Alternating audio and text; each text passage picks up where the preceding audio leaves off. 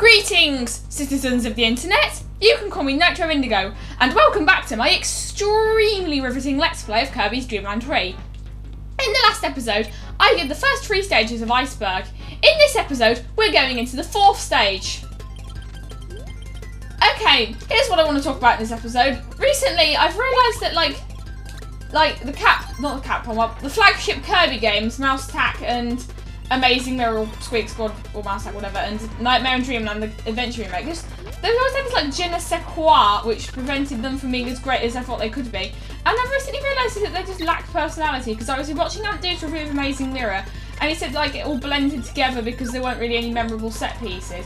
And the game is like really fast, and it's just like, it lacks personalities. That like all the music is really short looping and repetitive. And few areas actually look visually distinct. And well, it was the first Kirby game I ever played, so I can't hate it. And I need the burning ability for this level, but I can get it somewhere else, so it's no hard deal. Oh yeah, these give you ice. But like, I kind of think it could be really easy to reimagine like the Amazing Mirror, because think about it, like almost like there's a lot of like abandoned buildings around, because there's Peppermint Palace, Carrot Castle, and the Moonlight Mansion, of no relation to Moonlight Museum, but it could be of some relation to Moonlight Museum, because I think it could be easily reimagined as some kind of like whimsically creepy thing. Like there are ruins of all sorts of buildings, and I don't know why, but I just like to imagine what's it called again? The Mirror World as being like some kind of desolate place. And we need Koo for this level. We also need another animal friend, and I finally get to show off Burning Koo. Like how like I like to imagine like Mirror Kirby or Shadow Kirby or whatever he's called this week was like glad to see someone from Dreamland show up, because he was the saviour that the Mirror World needed. But that's just my headcanon. But like, anyway, it's a bit weird how an Amazing Mirror, apparently the plot twist is supposed to be that Mirror Kirby is good, but there was never any indication that he was evil. But also like, another thing is that like Kirby games have this habit of introducing random characters who then never appear again, and I'm really worried I might lose Koo here, so that would suck. So I'm just going to let these icicles fall before— Oh no!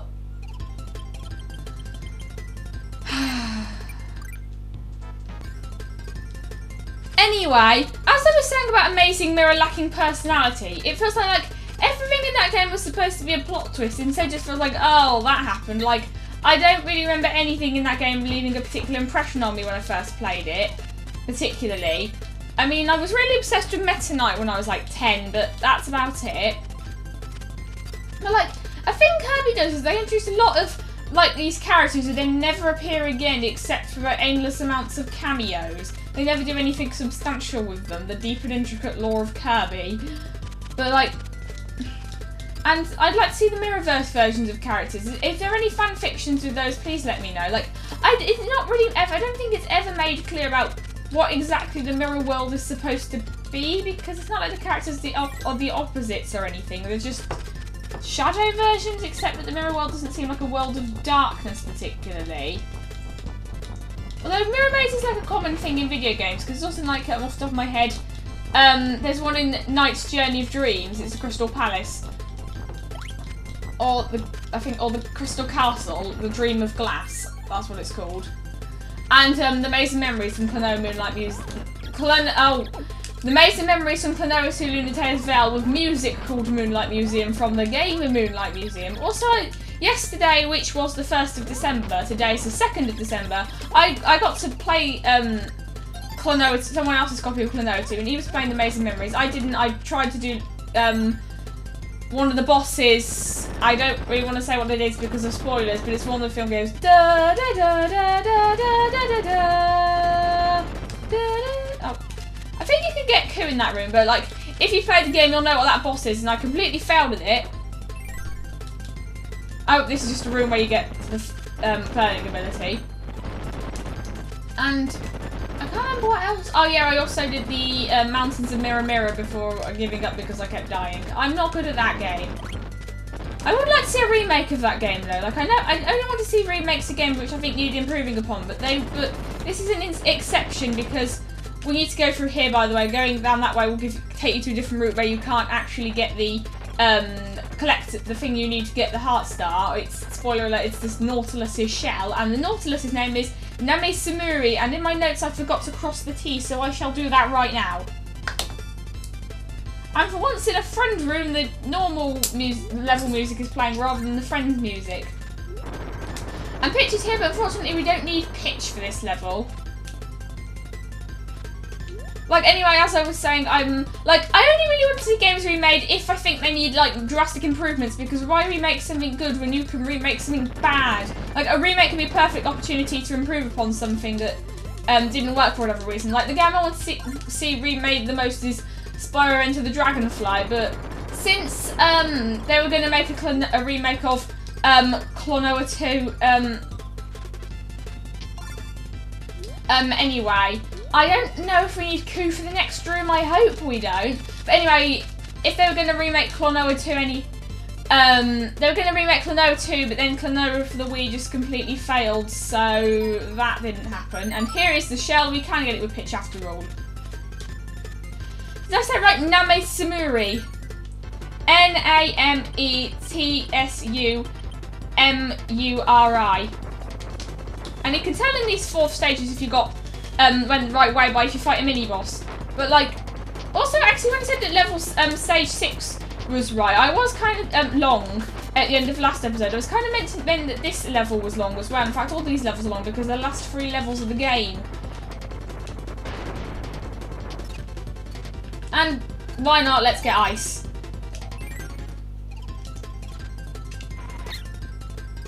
And also, speaking of Kirby characters, there's this enemy in this game called Nago.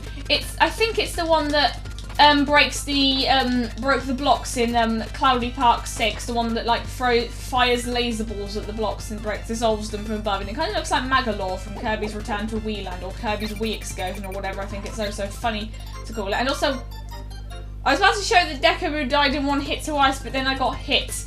Amazing. Collision Detection 101. You can't inhale Deku because it's too big, and super inhaling, like you can't inhale big things by holding down the button in this game.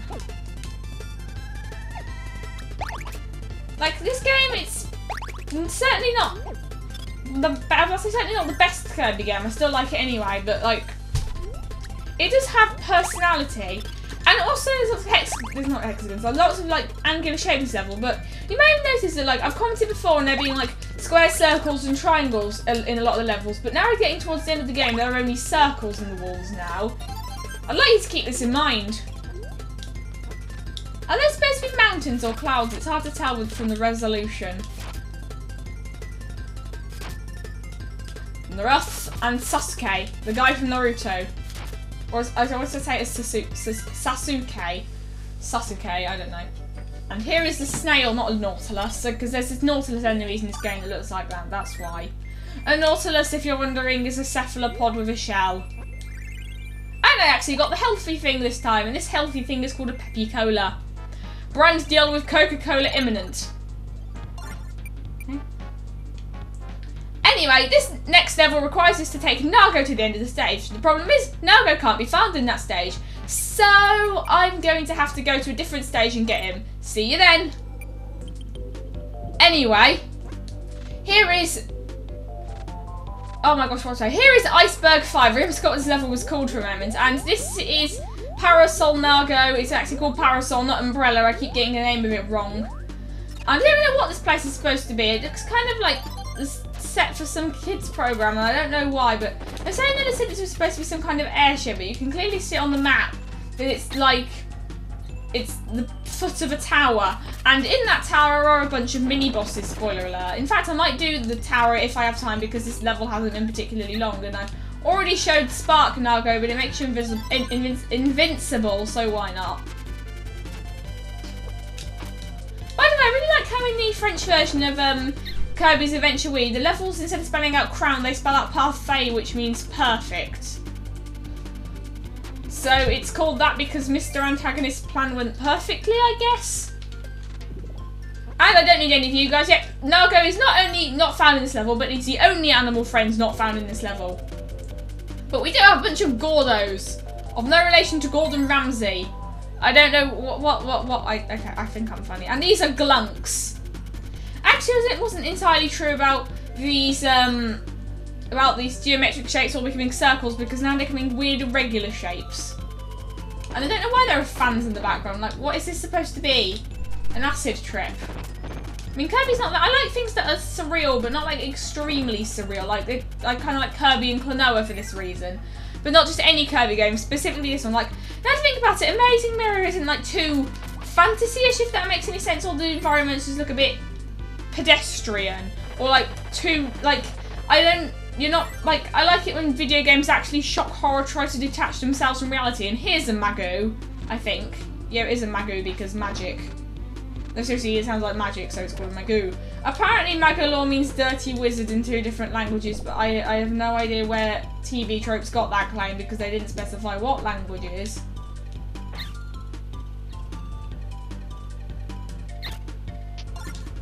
Oh.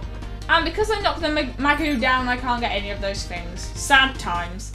And I also have no lives left, and also why not have Rock Nago. There's no ability roulette in this game. And I don't need any of you. Sorry, Best Animal Friend, Pitch, and Choo Choo as well. I haven't seen Coo yet though, but we will eventually, because I played this game before. And the only way to... No, I don't want to risk accidentally... Oh, I broke it. That's good. Also, Nago can triple jump, if I didn't already say that. I think I said that in the first episode, actually, but whatever. And these spiky blocks of imminent death all fall at different rates. Good times.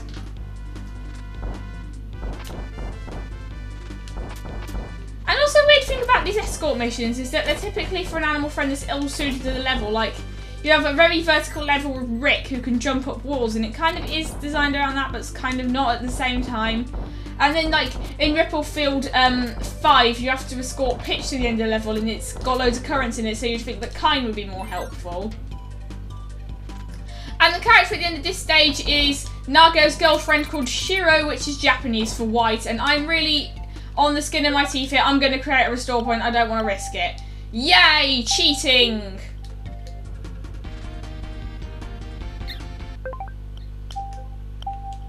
I was prepared!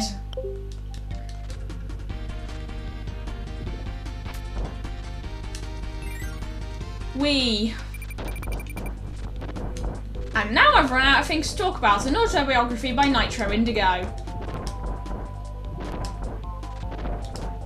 Actually, I've changed my mind. I don't think I'll be able to do the... what's it called again? Actually, Rock's not very good here, but also I don't really think I'll do stage 6 in this episode because I don't want this episode to go on for way too long. I can't believe I've almost gotten this excursion finished though, because, well, first of all, that was a bit weird, but because I'm just like, I only got out 1 episode a week, and then I realised that my self-imposed deadline of the 11th of December, which is the 20th anniversary of Klonoa Daughter Phantomile, drew imminent. I realised I needed to get this done, and now I seem to get like 3 episodes out a week now. And I am just doing horribly at this. And to make matters worse, I came in here with 0 lives. Why? Who? What? When? Where? Why? How? Oh yeah, because I lost the others in the in a different level, and by a different level I mean stage 4. See what I meant about this? Me not wanting this episode to drag on for too long. I think I'm going to get rid of all of the shot zones first by destroying their star blocks. She said while getting hit. Ow. Well, that just didn't do good at all. Well, that just didn't do good at all. Nitro Indigo 2017.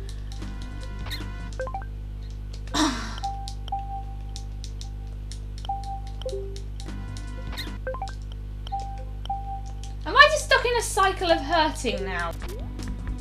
That's better. Because these shot zones actually are the ones that can realign themselves. All shot zones do that. What am I talking about? Then, like, I remember in Amazing Mirror, there's this part with Shotzos on parasols that fall down pits. And I like how every time you, like, they go off screen and they go back on screen again, they kind of, like, they re-fall. It's a bit weird. The Amazing Mirror is a bit crazy because there's just, like, loads of enemies everywhere and you get hit a lot. Oh, and there's Ku. I need health urgently.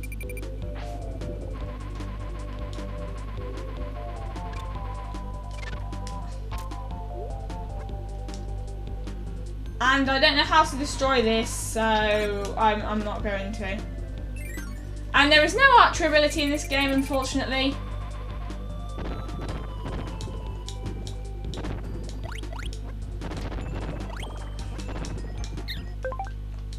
Oh, come on. Yeah, I've had to use, like, in my own time, I've gotten, like, had to, like, go through here with half a square before. And it's just not fun to do that.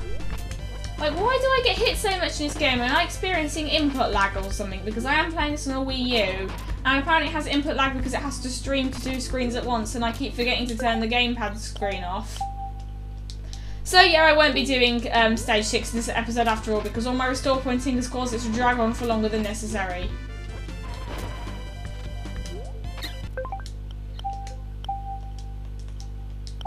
I might have to speed this up eventually.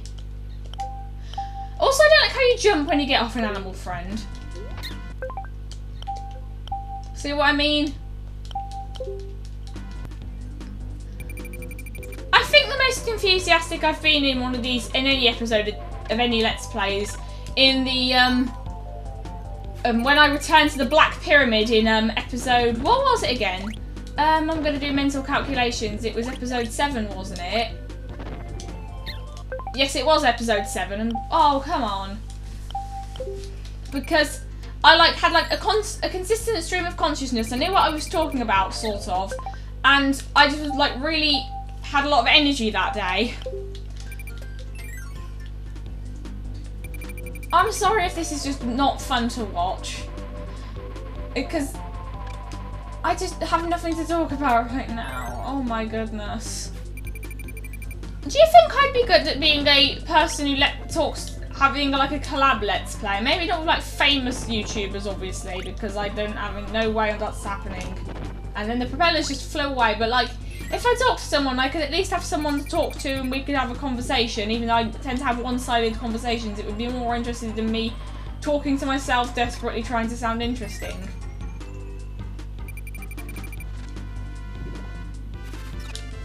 And now here's the part where I just use Spark Nago and kill everyone at the end.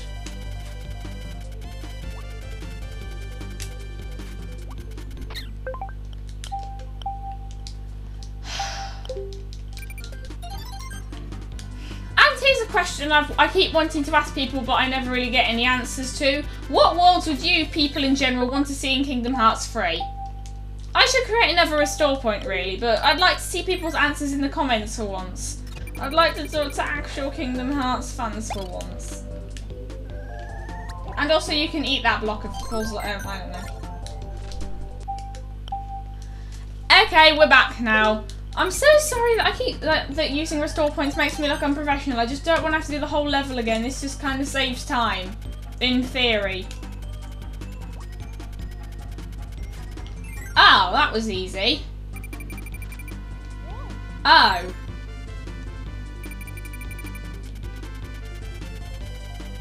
And this level just goes on forever, I swear. Anyway, I don't know why I sung that. I'm going to create a restore point because I'm tired of having to go through the same few rooms. Yeah, this isn't a very exciting level. You go through rooms, you get hit by enemies. You go through a room, you die. Create restore point part 2.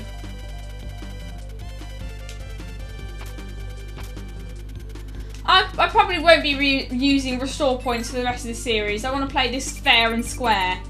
And here is another Batamon, my favourite Digimon.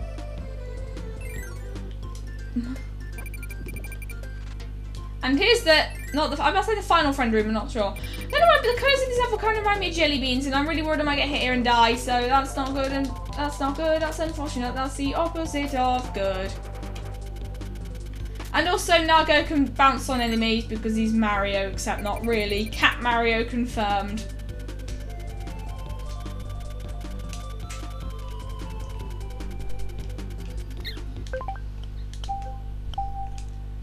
See what I mean? This is just not a very fun level. Oh my goodness. It just never ends. Why is there no health here? Finally.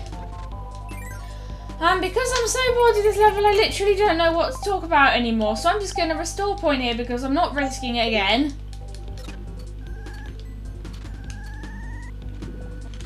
And I can't inhale that cube, that's not good. And by cube I mean block. I don't know.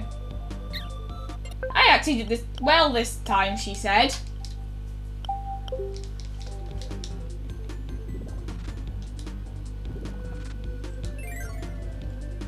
Finally. And these are all fake doors, you can tell because all the doors, real doors in this level have borders around them. What do you call them? All the archways, that's a better word. And now KK. Just KK. Now, I'd like to use clean Nago here, even though it requires very flat surfaces. Oh, come on. This level is just an endurance level more than anything. It's not even a very interesting level. You just have to survive waves of enemies and there's no health pickups whatsoever. And then there are a few completely pointless rooms, like the one with the Batamon in it. Like, what does that room actually do? And all these paintings come to life, but don't worry, I can just outrun them. And there are some Joes, I'm not risking it. And here are some Capars, like Captain Clonar. I do like how the burning ability just like goes completely through them, though. Hallelujah. Hallelujah, hallelujah, hallelujah, hallelujah, praise the Lord. Unfortunately, it's next to these guys, but all the health is next to these wall people, but oh well.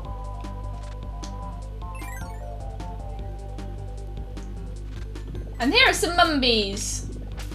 In the original Kirby's Dream Land, by the way, there was this part in Castle Lololo where basically you thought that you went to you were in like surrounded by Mumbies and you couldn't inhale them, so you couldn't attack them. So then you went to another room, got a super spicy curry, and went out again and hit and killed them. Yay! I haven't played Kirby's Dream Land 1 for ages because it was on my original 3DS. Basically, I had got a 3DS in like 2011, like a month after it came out or so. But then, like, one day in October 2012, the touchscreen and several of the buttons just stopped working all one day for no reason, and I don't know why. And so I couldn't play it anymore. And I had lots of Virtual Console games which I never got to play again. And I specifically remember it was in, like, the cutscene before the final boss in a free heart run of Phantom Hourglass as well. And Lego background. Actually, not Lego, Tetris, except not really Tetris. Now that we've completed the excursion that is Iceberg 5, next time in my extremely riveting Let's Play of Kirby's Dream Land 3, I shall be doing Iceberg 6 and the boss. Until then, stay interesting!